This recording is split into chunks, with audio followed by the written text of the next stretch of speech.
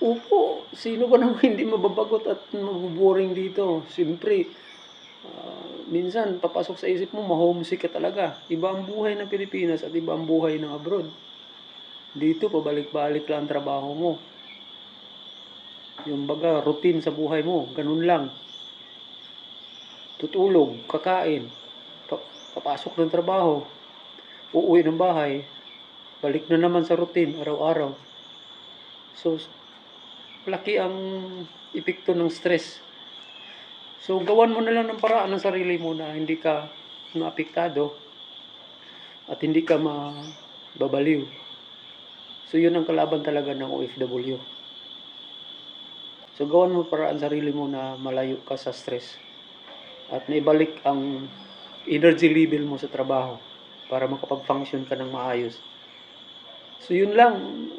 Gawan mo ng paraan ng sarili mo. Iba ang buhay ng nasa Pinas at iba ang buhay na nagtatrabaho sa ibang bansa.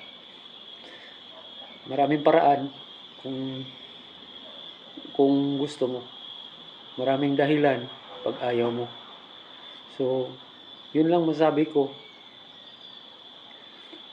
Kaya natin ang buhay ng OFW.